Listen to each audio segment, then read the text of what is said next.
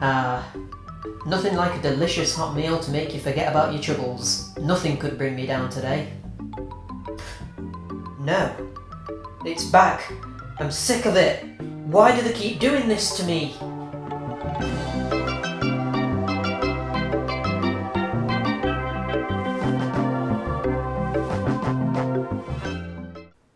Hello and welcome to Rob's Retro Reviews. Today I'll be continuing on with my Hugo PS1 marathon by taking a look at the fourth game in the series, Hugo Black Diamond Fever. If you're hungry for more Hugo content, you can check out the other videos I've done for the previous three games right here on my channel. This particular Hugo game is actually a direct sequel to the last one in the series, The Quest for the Sunstones, and that was a bad game, though it was the best in the series so far. So let's see if they've improved even more by popping this in and taking a look.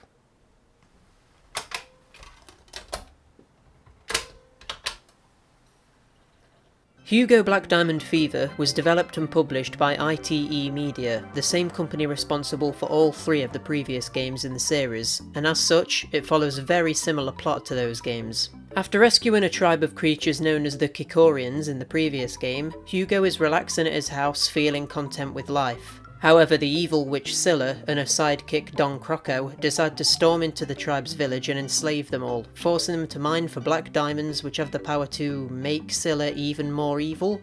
Surely instead of making a potion to make you more evil, you could, actually go out and be evil, try and take over the world, put spells on people or something. It just feels like Scylla's looking for a quick fix, and to be honest, it's outright lazy. Either way, the tribe's leader is captured and held in a prison cell, where he's luckily given a pen and paper so that he can contact Hugo and ask him for assistance yet again. Being the noble hero that he is, Hugo sets off to Jungle Island to stop Scylla and save the day. And you know what else? Voice acting is back! I'm imprisoned in a cell and unable to help my people? Oh no. There's absolutely no time to waste. God, how I've missed this sweet Hugo voice acting. To be honest, these cutscene graphics are actually pretty good. I've seen a lot worse than this on the PS1. The direction is quite good, the lighting is nice, and the colours are all vibrant and childish. However, Scylla's model in the cutscenes looks horrible. I know she's a witch and everything, but this just looks plain bad.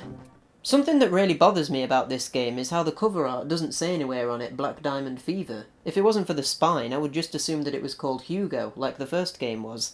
The disc doesn't even say Black Diamond Fever, so it's like they were ashamed of the subtitle they had given it or something. I normally go through the menu of the Hugo games since Hugo 2's was so entertaining, but honestly, there's nothing to comment on here. It's pretty much exactly the same as Hugo The Quest for the Sunstones menu. Yet again, there's no memory card saving, which is only becoming more and more ridiculous with every new installment. I suppose a slightly interesting tidbit about this game is that the default language isn't English. You don't see that a lot, do you? You know something else that bothers me? After the third game in the series, they seem to have given up with adding colour to the game disc art. The first three games all had full colour, but after that they've just got this weird blue tint to them. Anyway, that's enough stalling I suppose. Let's get on with the actual game. Difficulty options? Well, that's new. For a first playthrough, I suppose we'll go through it on normal. I'm assuming that was the way it was intended to be played. We're already off to a better start to the game than Hugo The Quest for the Sunstones, because the levels actually have names this time around. Level 1 is called Palm Beach, and as the name would suggest, it's set on a nice sunny beach. A fitting theme for a first level. Like the previous game, this is a 3D platformer, which often shifts the camera perspective to a more 2.5D style to add a degree of variety. Unlike the third Hugo game though, you actually have more to do than simply get to the end of the level. The heart items give you a 1-up, and these bottles fill up your health, just like in the last game. But this time, you have to find these floating blue gems, which will extend your maximum health by 1 point if you collect enough of them. You need around 90 to 95% of them to make sure this happens though, so try and get as many as possible. Most enemies you kill will also drop one of these gems, so there's an emphasis on actually fighting enemies instead of running past them like in Hugo The Quest for the Sunstones. You can also rescue captured Kikorians, who act as checkpoints, and will also give you several 1-ups if you get all of them in each level. They're not really hidden at all though, so you won't have any trouble with this. This streamlined and slightly deeper collectathon aspect of the game instantly makes it better than the previous game. I like how there's an actual reward for getting the gems too, as opposed to it simply displaying a total that says you've got everything. It makes it feel more satisfying and like you're progressing by extending your health slightly for going the extra mile to explore and defeat enemies. Really, the only issue with any of this I've mentioned so far is the fact that it's really easy to find everything, and the odds are that you'll get 100% of all the collectibles without even trying. But you have to keep in mind that this is a game aimed at younger kids, so I suppose it can get away with this slightly. Hey look, the Sunstones you collected in the previous game can actually be seen in the background of the first level in the jungle area. That's actually pretty cool. Now you probably knew this was coming, but let's talk about some of the negatives with this first level. The first thing I found was that you sometimes can't tell what you can and can't kill in order to get things to drop items. This is particularly annoying when you're trying to get all of the gems, because you can end up taking unnecessary damage due to getting too close to something that you can't even attack. A general rule is that if an enemy is Hugo's size, it can be killed, whereas anything smaller can't be attacked. However, this rule doesn't apply all the time, so I guess just experiment with it and you'll eventually learn what to avoid and what to attack. Another issue, and perhaps the biggest problem with the game as a whole actually, is that attacking enemies can be extremely awkward and result in you missing things with your whip attack, despite quite clearly hitting it with a direct shot. It's annoying, and I can't tell you how often I just tanked hits rather than attempting to avoid enemies because of this. It's just easier to line yourself up in an enemy's direct path and continuously whip rather than trying to be tactical. Every enemy is beaten in the exact same way too, and there's not really anything interesting going on with the enemy design. There's basically two types of enemy, ones that walk and ones that stand still and shoot or throw projectiles, and all of them can be beaten with 2 or 3 whips. It's a bit disappointing that there's no enemies that guard and you have to time your whip attacks or anything deeper like that. Wait a minute. Listen to that.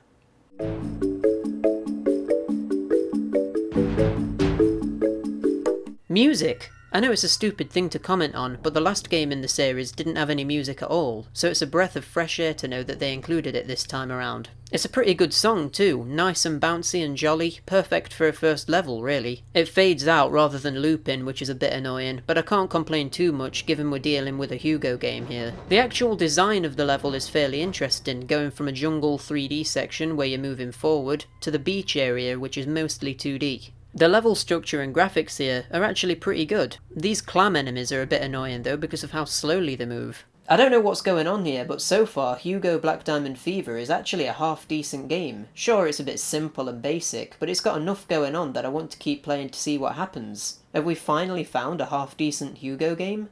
Why is the colour of this stream completely different to the colour of the sea? I have no idea and it's freaking me out, so I'm going to move on to the next level.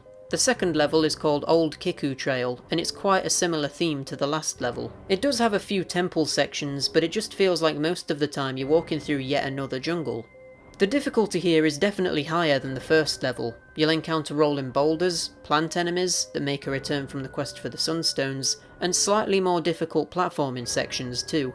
And yeah, as to be expected, there are still the sections which are quite obviously heavily inspired by Crash Bandicoot. Take for example the way you jump up a temple structure, these moving rectangular platforms, bats moving towards the screen at you, bridges which break as you step on them, plant enemies, boulder chase sequences, moving circular columns, but the biggest thing they took from Crash is probably these TNT crates.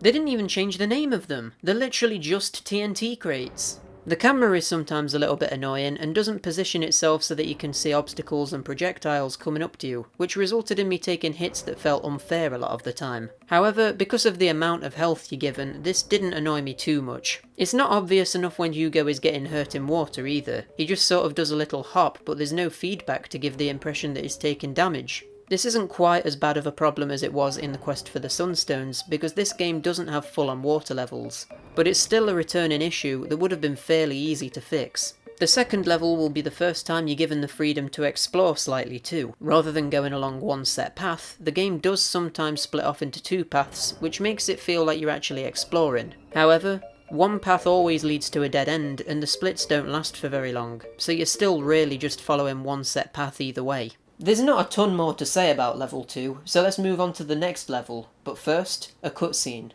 There's really no need for this cutscene to exist because it literally doesn't move the plot forward at all. Pretty much all that happens is that Scylla is talking about going to a witch convention and showing off, but while talking about it, she does a weird dance that doesn't have anything to do with what she's saying. I also want to point out just how bad Don Crocco's voice acting is. All the other voices obviously aren't amazing or anything, but they're a damn lot better than his. Madam, I assure you everything is proceeding according to plan. It just sounds like he isn't even trying, like they just got a random person off the street into the recording studio and he read the lines without any context being given.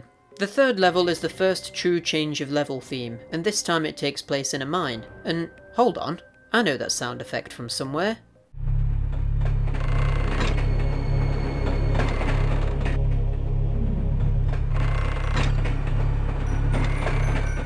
That's it! That's the sound of the train minigame from the first Hugo PS1 game. I don't know if that's a reference, and I don't even know if it was done on purpose, but I quite like that it's there. The start of this level is nothing special, but then when you get out of the mine, you're in an icy area, which makes Hugo slip around. You may recall that the quest for the Sunstones had an ice level too, but I mentioned that it wasn't really built on because there wasn't much platforming that was done while on the ice. This game actually fixes this issue and has some fairly decent platforming sections while slipping around. I particularly liked these areas where you have to jump over an arrow trap and then you crouch under another one. You actually do need to crouch in this game, unlike in the previous game where it was just a wasted mechanic. This level also highlights my issue with how annoying it is that you don't know if you can hit things or not too. I never actually found out if you could kill these bats or ghost enemies because every time I hit them it didn't work, but that could just be a case of the really dodgy hitboxes. I'm not sure. The next level is probably one of the best in the entire game, and that's because it implements quite an original platforming challenge. Plus, it feels like you're playing an actual game, which is more that can be said for the previous 3 games in the series. In this level, you'll once again find yourself in a mine, where you have to jump between these 2 aisles of moving platforms. One aisle is moving up, and the other is moving down. To stop you from simply staying on the platform that is moving down, there are collectibles placed on the other side to entice you to jump over and get them. As well as this, if you stay on a platform for too long, it will collapse, meaning that you'll have to jump to the other aisle even if you aren't aiming for the collectibles. Obviously, the catch here is that if you jump to the other aisle, you'll then be moving in the opposite direction to where you want to go. So it's a matter of balancing progression and safety. It actually kind of reminded me of the Lumberjack game from Hugo 1, only if that had been done well. I did think that this section here was well choreographed in terms of showing you an upcoming danger before forcing you to deal with it. But I actually think this was a coincidence that it was timed like this, because when I played the game again, I didn't actually see the pillar come out of the wall until I was extremely close to it. So that's a shame. Yet again, there's not really too much to say about this level beyond what I've already mentioned. It's fairly decent, but quite standard and lackluster at the same time. On to the next level, I suppose, but not before another cutscene.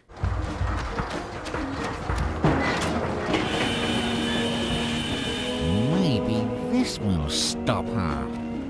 I actually think I preferred Hugo's voice in the first game. In this one it just sounds like he's got a cold or is holding his nose when he talks. Also, get Don Crocco's voice actor an Oscar, because this is the best voice acting I've ever heard. What's going on? I don't know. I don't understand. Production's dropping. Then do something! We must speed up!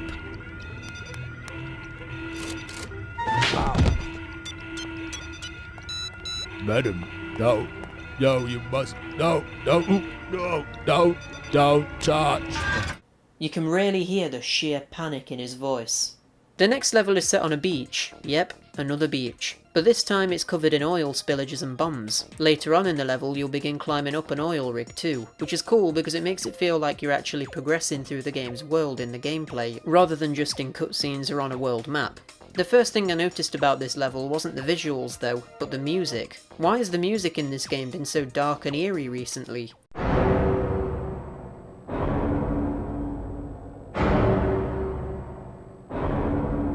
It sounds like it should be in an Oddworld game or something, not in a fun, colourful platformer like this. Still, I suppose we should count ourselves lucky that the game has music at all, really. I was thinking that stepping on the oil spillages would hurt Hugo, but I eventually learned that I was wasting my time jumping over them because it actually doesn't do anything. This game really has a problem with telling the player what is a threat and what isn't. Also, is it just me, or does it look like this crocodile is holding a blood-covered machete?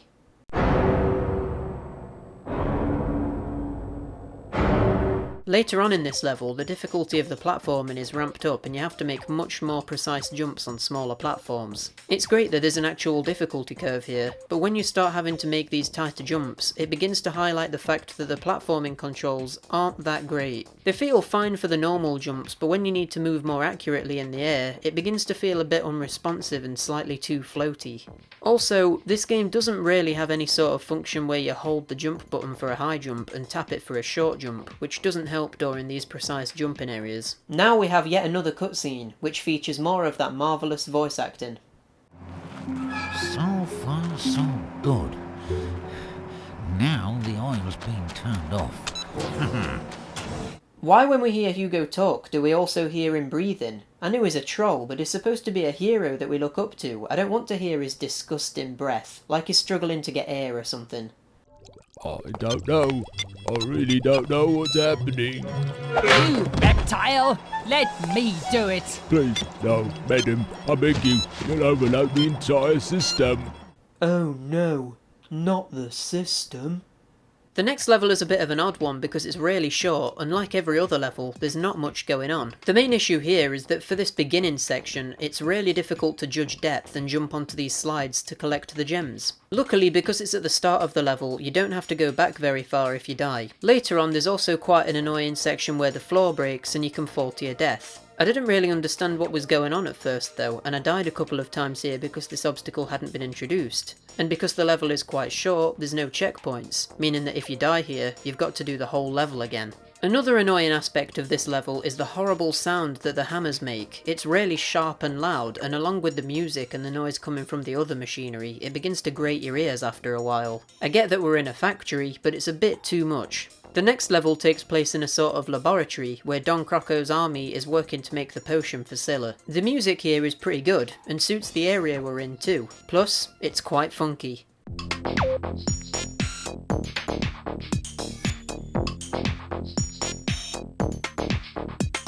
Hold on a minute, so now Hugo can't touch oil? In the last level I determined that it didn't hurt him, and yet now it's doing loads of damage. This game really needs to make up its mind what is a threat and what isn't.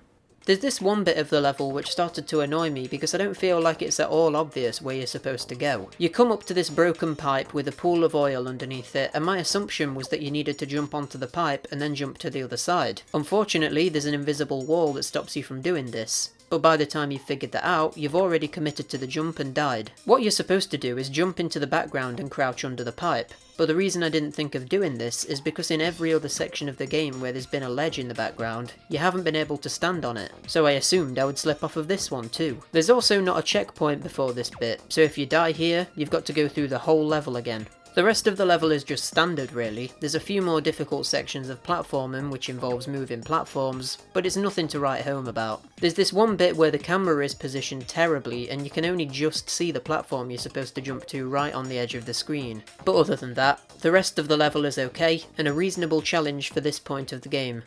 Now this next level is actually the last one in the entire game, which is insane because it only feels like I put the game on about 10 minutes ago. But before we get into that, let's first check in with Scylla and Don Crocco.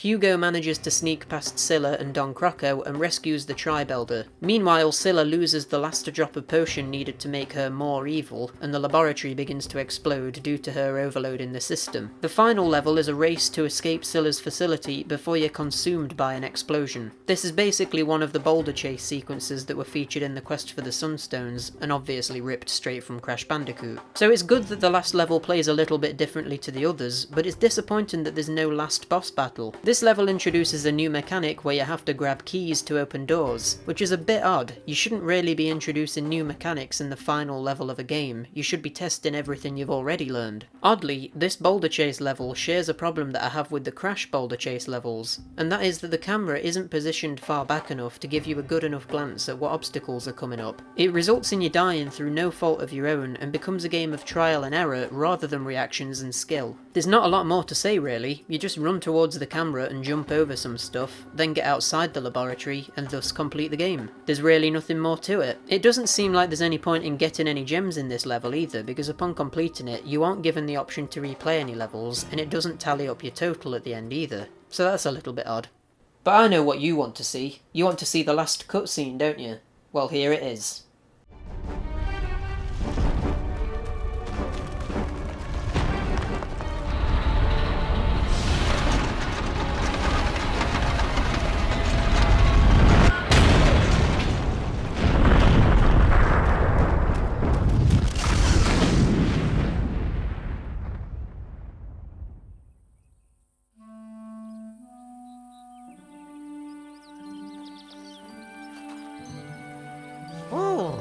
That was close.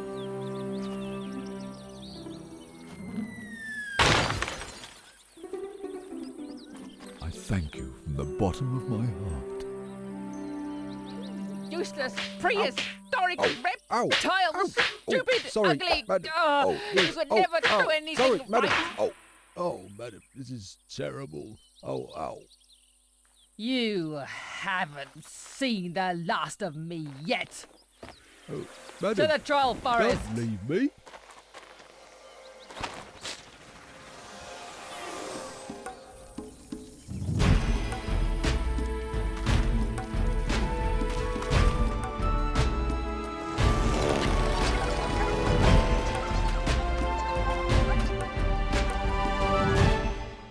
I like the background detail where you can see the skull on Scylla's castle cry in oil. That's a nice touch. I also like the reference to the quest for the Sunstones, where Scylla repeatedly slaps Don Crocco across the face, but I preferred it in the previous game. After that, we get a congratulations screen, and then that's it. It just cuts back to the main menu as if nothing has happened. After finishing this game for the first time, I actually went back and played through it all over again on the hard difficulty, just on the off chance that you get a secret ending or something, but it was exactly the same.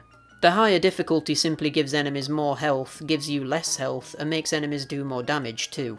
Other than that, it's identical, so it's not really worth playing it on a difficulty other than normal, to be honest. So what do I think to Hugo Black Diamond Fever? Well, it's actually alright. We've finally found a Hugo game that's passable. It took 4 attempts, but we got there in the end.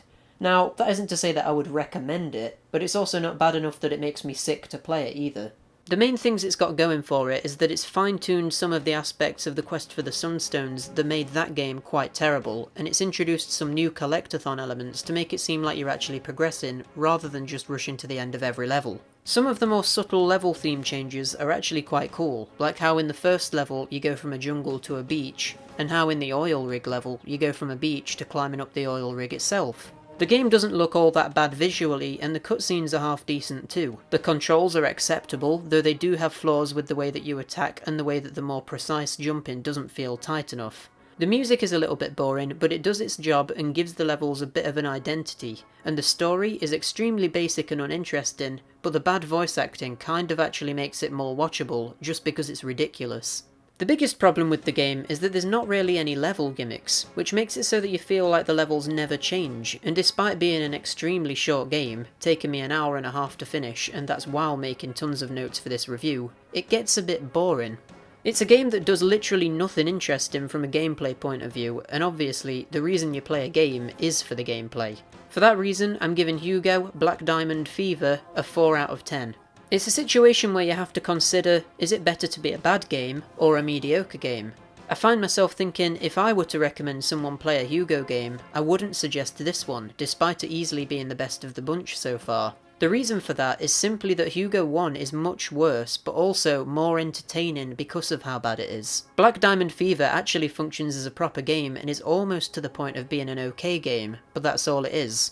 It's okay. And who wants to play a game that's only okay when you could play a game that's good, or play a game that you can laugh at for being bad? Mediocrity is the worst sin a game can commit, and unfortunately, this game does just that.